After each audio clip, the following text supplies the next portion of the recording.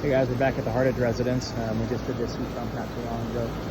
Looking at doing another system, the little whirlpool system. We'll pull this thing up, we'll put our new one back down in the same location on top of the new pad. New disconnect box and electrical whip. Flush and pressure test all the line set. It runs through this old line hide, runs up into the ceiling there. Alright guys, here's the indoor portion. We're in a closet on the 3rd floor. What we're going to end up doing here is pulling this furnace out, setting our new furnace back in the same location. I think we can reuse that drain pan. If not, we can make a new one. It'll fit here in the spot. We just got to be cognizant of how long we make it, because there is not much space there between the drain pan and where it goes down through the floor and the gas lines and electrical and everything else. Flue pipe comes out of the bottom of this furnace and then runs straight up through the roof. It's going to be a really short run on the flue pipe. I'm not 100% sure if there's any regs or anything that we need to follow on how short the flue pipe run is.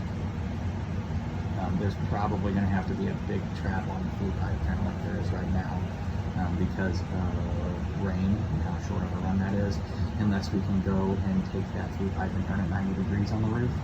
It looks like it's a pretty steep roof though, if you look at where I'm at. So that could be an option, put a 90-degree bend on it so you don't get so much rain. Everything else is going to be connected as is, and we'll set our new furnace in the spot with the new coil on top of that, and then flush and pressure test everything. That's it upstairs. Alright, so one more thing here, I did do a little bit more digging. So obviously the new system is going to be much shorter.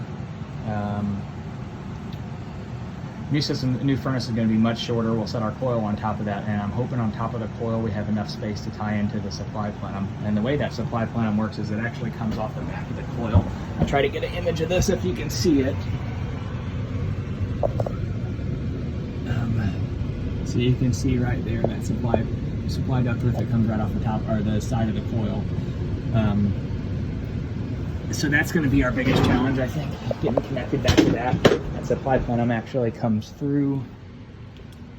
The furnace kind of ends right here, and that ductwork goes up into the ceiling here, and into each individual 6-inch supply vent throughout the space. So, yeah, that's going to be a little bit of the challenge. I think with the new height of the furnace, it should be doable. If it comes to worst case scenario, we could always rebuild some ductwork here and set the unit down on the side or hang it on the side from the wall.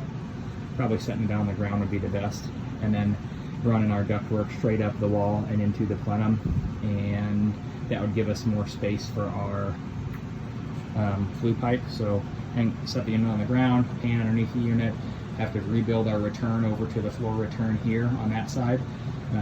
Flue pipe would reconnect, gas lines would have to get ran into the furnace, and then we would have our supply ductwork all the way up against the wall and build up into the existing supply plenum. And then the refrigerant lines and everything would just kind of follow the flue pipe back down into the system. So that's another option too. I'll get a measurement from the edge of the door here to the wall to figure out that that's going to be something that's plausible. Other than that, that's it up here. One last thing, if we do have the height here, I think it would be beneficial for the space to add one more supply vent right here on the wall, and another supply vent possibly. We can't put it on this wall, never mind. I don't want to trip that thermostat too prematurely. So just maybe one supply vent on the wall there blowing out across this room to help. There are some skylights up here. I can't tell what size the outdoor unit is, so I'm just trying to do a quick load calculation to figure it out. That's it here for Hardage.